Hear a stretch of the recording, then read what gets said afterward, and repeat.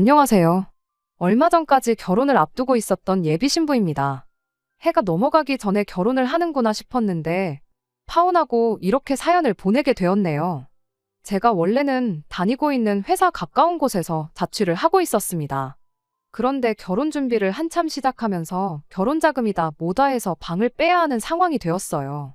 계약이 끝날 때쯤 해서 결혼식도 올리려고 했는데 저희 부모님한테 개인적인 사정이 생겨서 결혼식 날짜를 몇 달 미루게 되었어요.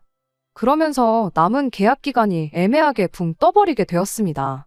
집주인분께 딱 2달만 연장해주면 안 되겠냐고 물어봤지만 이사 처리 애매해서 안 된다고 보기 좋게 거절당했지요. 6개월은 연장해줄 테니 생각해보라고 역제안을 해오셨지만 아무래도 아닌 건 아니었어요. 부모님 집에 제가 쓰던 방이 그대로 있어서 크게 상관은 없지만 그렇게 되면 제가 출퇴근하기 너무 불편해지는 상황이 돼버리는 관계로 일단 뒤는 생각 안 하고 덜컥 집부터 구하게 되었어요. 신혼집을 구하는 과정에서 남자친구가 집이 구해지면 그냥 자기도 같이 들어가 살면 안 되냐고 물어왔습니다. 어차피 결혼식 날짜를 대충이나마 잡아놨는데 결혼한 거나 마찬가지 아니겠냐면서요. 사람 일 한 치 앞도 모르는 거라 파혼을 미리 예상하고 거절한 건 아니지만 괜히 남들 보는 눈도 있고 그냥 개인적으로 신혼생활은 결혼식 올리고 시작하는 게 더 좋겠다 싶어서 좋게 잘 설명하고 그냥 혼자서 지내기로 했죠. 그래서 남자친구는 그냥 회사 기숙사에 계속 머물게 되었어요. 저와는 다르게 기숙사다 보니 아무 때고 편할 때 나올 수 있어서 크게 문제되는 것도 없었고요. 파혼을 예상했다면 집부터 구할 일도 없었을 겁니다. 애초에 집을 구하라고 하셨던 건 저희 부모님이 먼저 제게 제안해 주셨기 때문에 가능한 일이었어요. 제가 직장 생활을 암만 오래 했다고 한들 아파트 하나 덜컥 살 만큼 모아놓은 상황은 아니었으니까요. 부모님께서 모자란 돈을 어느 정도 지원해 주신 덕분에 경기도 신도시 쪽에 20평대 아파트를 제 명의로 먼저 매매를 하게 되었습니다. 집을 제가 구한 이유가 따로 있는 건 아니에요. 애초에 결혼 준비하면서 모아놓은 돈이 남자친구에 비해 제가 훨씬 많았다 뿐이고 그리고 부모님이 도와주신 부분도 한몫했지요. 제가 집까지 해오면서 남자친구하고 결혼하고 싶어서 그랬던 것도 아니고요. 결혼이 혹시나 어그러지더라도 집은 남잖아요. 괜히 네 돈 얼마, 내 돈 얼마 해서 나중에 문제 생기는 것보다 한 사람 돈으로 하는 게 더 낫다고도 생각했습니다. 제가 모아놓은 돈이 남자친구에 비해 많다고 해서 제 직장이 남자친구 회사보다 좋은 곳이냐 물어보신다면 또 그런 것만도 아니에요. 동종업계랑 비교하면 월급이 많이 짠 편이거든요. 실제로 남자친구와 저의 벌이를 비교해보면 제가 훨씬 덜 벌기도 하고요. 다만 웬만해선 잘릴 일도 없이 안정적인 데다가 제가 처음 사회생활을 시작한 직장이다 보니 나름 애착도 있고 일이 익숙하고 편한 이유 때문에 아직도 다니고 있을 뿐입니다. 벌써 10년 차가 다 되어가는데도 처음 일 시작했을 때랑 비교해보면 아직도 같은 앞자리수 월급을 받고 있어요. 그에 비해서 남자친구는 이름 들으면 아실 분들은 다들 아실 법한 그런 회사 다니고 있습니다. 모아놓은 돈이 저보다 적은 이유는 취직한 지 아직 얼마 되지 않았기 때문이고요. 지금 당장 연봉만 두고 보면 제가 버는 만큼의 2배 가까이 받고 있어요. 연말에 터지는 상여금 생각하면 저보다 2배 넘게 번다고 봐도 무방하고요. 그래서 당장 제가 돈 얼마 더 모았고 부모님 도움받아 집을 해간다고 한들 길게 보면 결국 남자친구가 가장 역할을 하게 될 텐데 당장 돈 얼마 더 해가는 게 큰 문제가 된다고 생각하지 않았어요. 결혼이 앞으로 둘이서 잘 살자고 하는 거지 내가 잘났네, 네가 잘났네 서로 재면서 경쟁하려고 하는 것 아니잖아요. 그래도 신혼집에 들어갈 살림살이들은 남자친구 돈으로 하기로 했어요. 당장 주머니 사정상 중고차를 뽑아야 할 테지만 차도 남자친구 돈으로 하기로 했고요. 정말 이제 결혼식만 올리면 다 끝났다고 봐도 무방한 상황인데 정작 저희들은 아무 신경도 안 쓰는데 난데없이 남자친구 집 그러니까 제 시어머니가 되실 뻔했던 분이 난데없이 자격지심이 폭발해서는 결국 문제를 일으키네요. 남자친구가 지금은 잘 나가는 편이지만 예전에는 집안 형편이 그렇게 좋은 편이 아니었다고 합니다. 게다가 남자친구 아버지 되시는 분이 거액의 도박비까지 만들고선 가족들 버리고 야반도주를 했다고 해요. 공부에만 집중해도 모자랄 판인데 남자친구는 남들 학원 다니면서 부모님 도움으로 편하게 공부할 때 자기는 아르바이트를 했어야 했답니다. 졸업하고 바로 대학교를 갈 수 있었던 것도 아니었대요. 가족들 생활비를 어느 정도 보탰어야 했다 보니 자기가 군대 가고 학교 공부할 동안 어머님과 동생들이 지낼 방세 몇 년치와 학교 등록금을 어느 정도 미리 벌어놓고 그리고 나서 삼수를 해서 대학교에 들어가게 되었던 겁니다. 취직할 때도 처음부터 돈 많이 주는 회사 아니면 들어갈 생각도 없었답니다. 안 그래도 남들보다 졸업이 늦었는데 취직 준비로 또 2년 가까이 시간을 쏟아야 했다 보니 안 그래도 늦은 취직이 더 늦게 된 것이고 그래서 모아놓은 돈도 부족했던 거예요. 저는 다른 것보다 모든 목표를 이뤄낸 행동력과 끝까지 가족들을 책임지는 책임감을 높이 사고 이 사람과 결혼을 결정했던 거예요. 아무튼 말 그대로 남자친구는 그동안 자라오면서 집에 퍼주면 퍼줬지 땡전 한 푼 받은 거 없이 자라왔어요. 하지만 저랑 결혼하게 되면서 자기도 이제 자기의 가정이 생기는 것이니만큼 더 이상 가족들을 신경 쓰고 싶지 않다고 앞으로 자기 행복만 찾으며 살고 싶다고 말해왔습니다. 딱 자식으로서의 도리만 하고 살고 싶다고 했죠. 저는 저희 부모님하고 사이도 좋고 집 팔 때 큰돈 턱턱 내어주실 정도로 도움도 평소에 많이 주셨거든요. 제가 그 돈을 모을 수 있었던 것 또한 제가 회사 근처에 혼자 살면서도 부모님께서 돈 모으라고 월세도 여태껏 도움을 주셨었기 때문이에요. 그러니 남자친구가 부모님하고 사이가 안 좋은 걸 보면 안타까웠습니다. 그렇지만 제가 어떻게 할 수 있는 게 아니잖아요. 부부싸움은 칼로 물베기라는데 가족 싸움은 오죽하겠나요? 그래서 제가 나서서 남자친구와 예비시 댁을 다시 화목하게 만들어줄 생각은 추호도 한 적 없습니다. 그냥 남자친구가 하자는 대로 따르기로 했어요. 결혼 후에도 말입니다. 그래도 가족이다 보니 결혼 이야기가 오고 가기 시작한 뒤에는 양가 부모님께 서로를 인사드리는 자리도 있었고 양가 상견례도 마친 상황이었습니다. 그나마 다행인 건 남자친구 본가가 가까운 곳이 아니라 부산이라는 사실이었습니다. 차라리 거리가 그렇게 멀어버리면 정말 명절 같은 날 아니면 같이 부대끼며 지낼 일도 없잖아요? 그러니 차라리 몇 번 볼 일 없게 서로 거리가 먼 게 천만다행이라고 생각했지요. 이따금씩 예비 시어머니는 저한테 카톡을 한두 개씩 보내기 시작했어요. 결혼 준비 잘 돼가냐, 잘 지내냐 하는 간단한 안부 연락들 같은걸요. 저 또한 묻는 말에는 전부 다 답장을 드렸고 저도 가끔씩 생각날 때마다 잘 지내시냐 먼저 안부 인사 정도만 묻고 그러고 있었습니다. 그러던 어느 날이었어요. 월요일이 빨간 날로 연휴라서 3일을 내리 쉬게 된 날이었습니다. 남자친구는 어쩌다 보니 연휴인데도 회사에 급한 일이 생겨 주말 출근을 해야 했고 덕분에 3일 연휴에 어디 가지도 못하고 집에 남아 있어야 했어요. 그래서 그냥 게으름 피우면서 씻지도 않고 침대에서 민기적거리고 있었습니다. 오전 11시쯤이 되어서 남자친구한테 전화가 왔어요. 원래 회사에서는 일한다고 전화도 잘 안 하는 스타일인데 웬일인가 싶었습니다.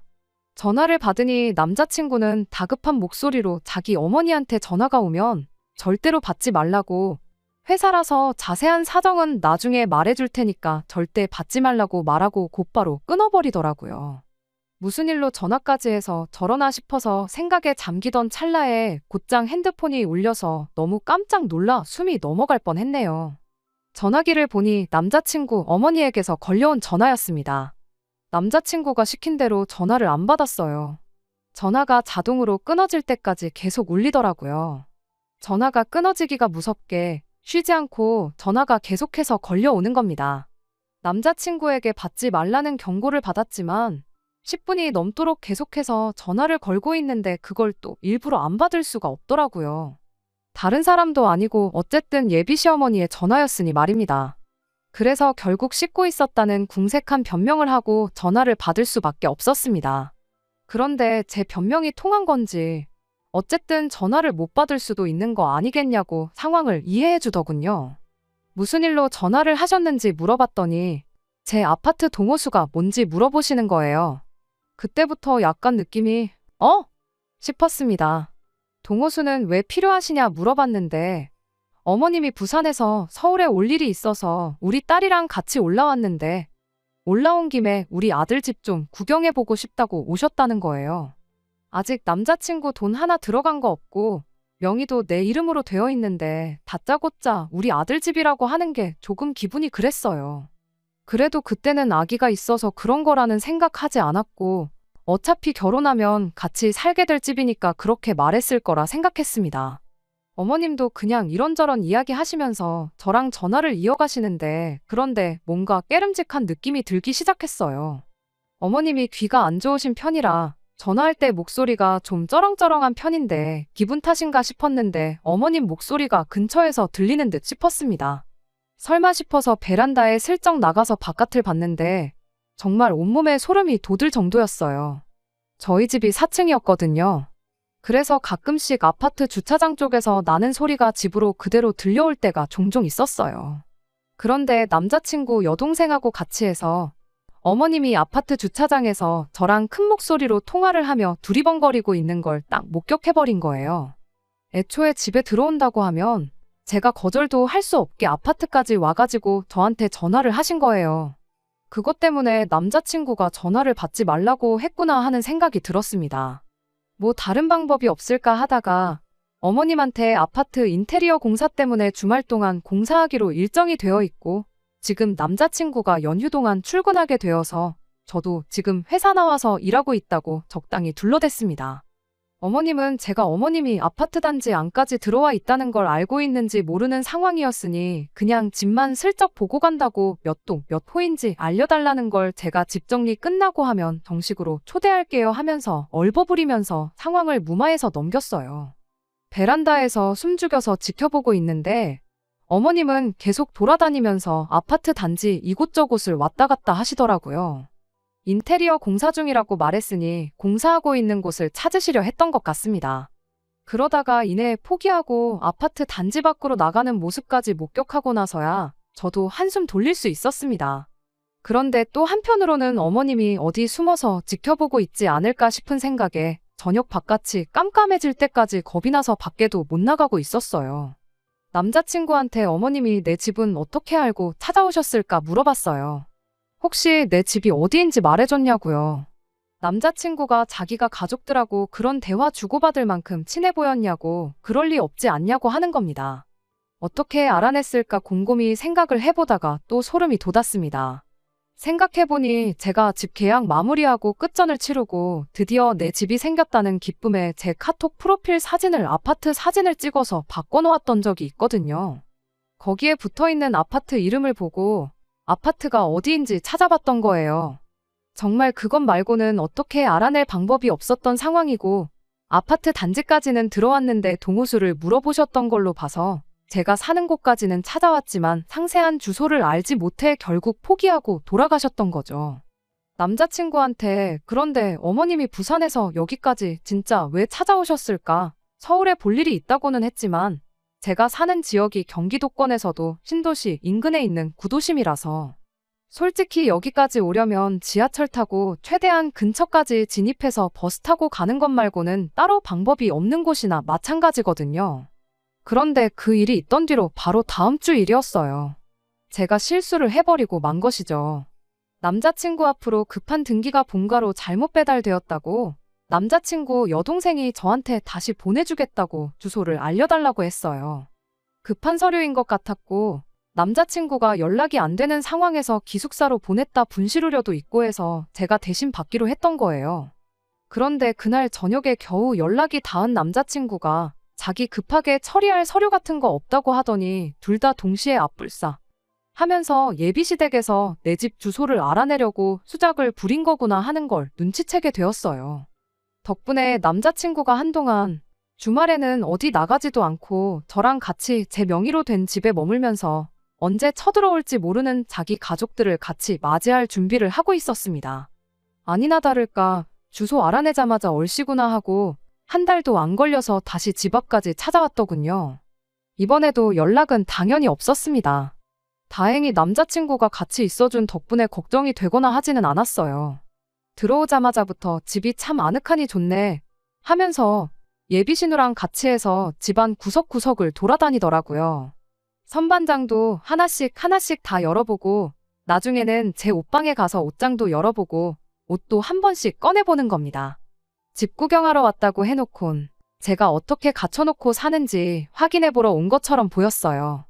누가 보면 마치 자기 집인 것 마냥 행동하더라니까요.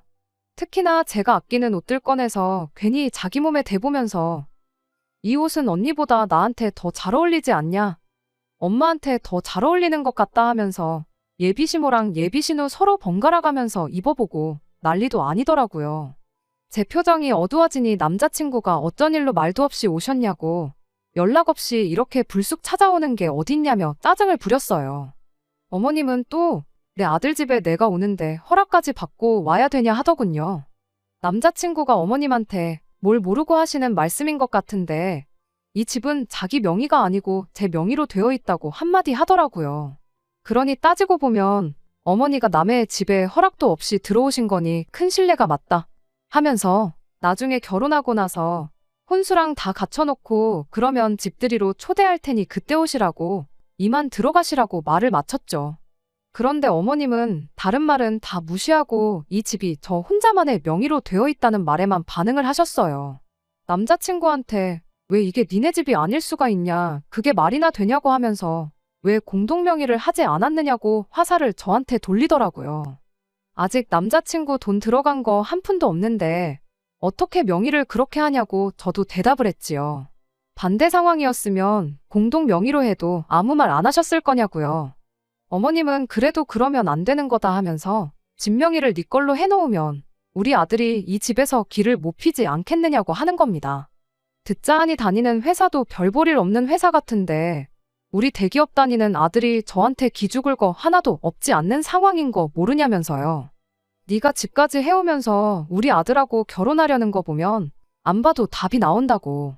그러더니 남자친구한테 너는 애가 그렇게 순진해서 남들한테 이용만 당하는 거라 한마디 하시더군요.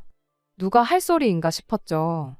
집에 돈이 모자라다고 학교도 졸업 안 한 아들 아르바이트 내보내면서 인생 계획을 몇 년이나 늦추게 만든 장본인이나 다름없는 사람이 사람 착한 본성을 가지고 이용해 먹네 만에 그딴 말을 하고 있었으니까요.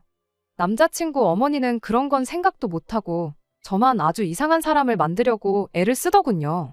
제가 집 명의를 굳이 제 이름으로 해놓은 이유가 집이라도 쥐고 있어야지 돈 많이 벌어오는 남편을 자기 소나귀에 놓고 쥐락펴락 할 수 있기 때문 아니겠냐고 남자친구를 가스라이팅을 하면서 저와의 관계를 이간질을 하고 있더라니까요. 옆에서 예비신우도 거들면서 저 같은 사람이 자기 오빠 같은 사람을 만나려면 집해오는 건 당연한 거 아니냐고 한마디 보태더라고요. 아무리 그래도 저는 결혼식 올리고 어느 정도 시간이 지나서 돈을 좀 모으거나 다음 이사갈 집을 정하기 전까지는 공동 명의를 할 생각이 없다고 두 사람 앞에 딱 잘라서 말을 했어요.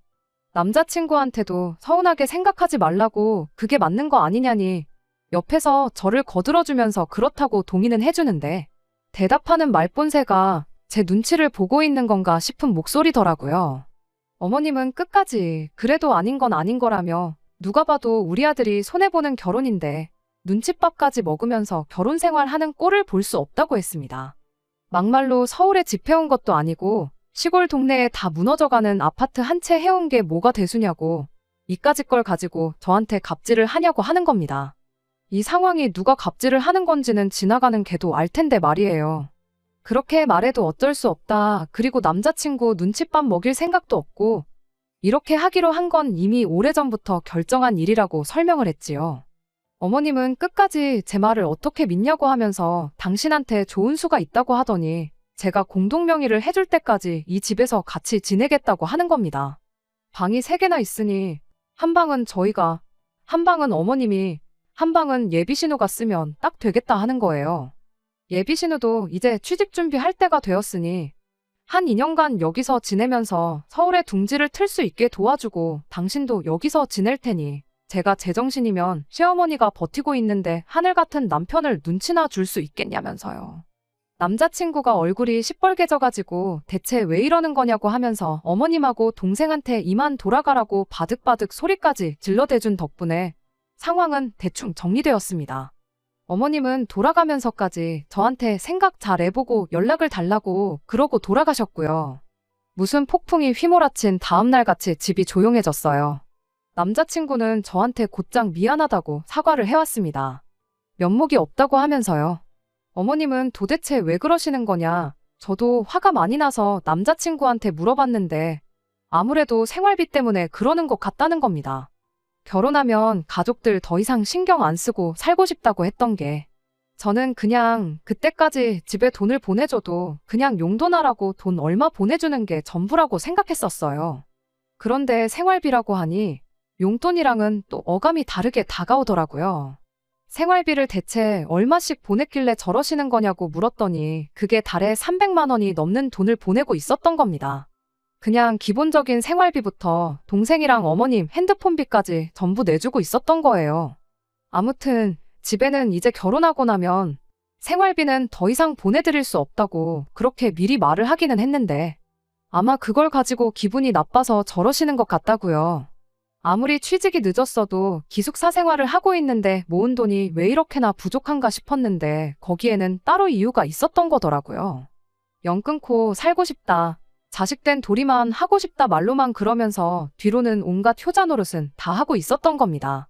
그 와중에 남자친구는 우리 어머니 저러는 고집을 꺾으려면 아무래도 우리가 결혼하더라도 생활비는 계속 보내드려야겠다는 소리를 하는 거예요. 여태까지 제 편 들어주고 가족들하고는 소원한 척 하더니 이제서야 진짜 본심이 나오더라고요. 아마 제가 실수로 주소를 알려주는 일이 없었더라도 어떤 방법으로든 어머님하고 예비 신우는 저희 집에 쳐들어왔었을 거예요. 남자친구 가족들이 별 볼 일 없는 너는 평생 대기업 다니는 남편한테 의지해서 살게 될 거라고 했던 그 말부터 공동명의를 안 해주면 들어와서 살겠다고 통보하는 것까지 모두 계획된 일이라는 생각이 들었습니다. 애초에 남자친구는 잃을 게 아무것도 없는 상황이잖아요. 공동명의를 해주는 것과 자기 가족들 생활비 챙겨주는 건 당장은 아무런 연관도 없는 일이고 어떤 결정을 내리던 간에 둘 다 남자친구만 이득을 보는 속이 뻔히 보이는 상황이잖아요. 혹시나 제가 지나치게 생각을 하는 건가 싶어서 남자친구 속을 떠보려고 가족이냐 나냐 둘 중에 하나를 선택하라고 물어봤습니다. 가족들과는 결혼 후에는 거리를 두고 지내겠다고 이젠 가족이 아니라 자기 자신의 행복부터 찾고 싶다고 호언장담했던 모습과는 다르게 그래도 가족인데 어떻게 모른 척 살겠느냐면서 부디 제가 이 상황을 이해해주면 좋겠다고 사정을 하더라고요. 평생을 가족들 호구 노릇을 하고 자라서 그런지 결국 결정적인 순간에도 끝내 가족을 택해버린 남자친구였던 거예요. 남도 아니고 가족을 챙기겠다는데 그게 잘못된 거라 손가락질 할 사람은 아무도 없을 거예요. 다만 저랑은 결혼 이야기는 없던 걸로 하자고 했습니다. 거의 내 월급과 비슷한 돈을 평생 시댁에다가 가져다 바치며 살고 싶은 마음은 추워도 없다고요. 그랬더니 남자친구가 기분 나쁜 표정으로 한마디 하더군요. 우리 어머니 말이 그래도 틀린 건 없지 않냐며 진짜 집 하나 해온 거 가지고 나를 가족들과 등지게 만들 셈이냐. 내가 너 때문에 가족들하고 연 끊고 지냈으면 좋겠냐. 그렇게 한마디를 하더라고요. 자기 나이 또래에 자기만큼 버는 사람이 얼마나 되는지는 아느냐고. 그 잘난 월급 가지고 역으로 저한테 갑질을 하려고 하길래 한마디 해줬습니다. 네 월급 나보다 많이 받는 건 알겠는데 니네 가족들한테 300씩 빼주고 나면 그렇게 잘난 월급도 아니라고 정신 차리라고요. 남자친구는 그러면 너네 집에도 똑같이 생활비를 드리면 되지 않느냐고 저를 설득하려 들더라고요. 저희 부모님은 뭐라도 하나 더 해주시려는 분들이지 자식 장사해서 노후 대비 하실 분들이 아니라고 그 돈을 들여도 받으시지도 않을 거라고 한마디 해줬지요. 그리고 그 돈까지 드리고 나면 우리 월급은 100만 원도 안 되는 거나 마찬가지일 텐데 뭐가 아쉬워서 생활비도 아니고 월급 100만 원 주는 사람을 내가 집까지 해오면서 결혼을 하겠냐고 한마디 했습니다. 솔직히 정신 차리라고 말을 강하게 했던 건데 남자친구는 저한테 실망했다면서 정말 결혼은 없던 일로 하자면서 한마디 하더라고요. 결국 도무지 의견이 좁혀지지 않아 남자친구와는 여기까지 하자는데 합의하고 결국 그렇게 이별을 하게 되었습니다. 남자친구가 뒤늦게 자기가 잘못 생각했다며 저를 선택할 테니 그냥 예정된 대로 결혼을 하자고 했지만 솔직히 이제는 그 말을 믿을 수가 없어요.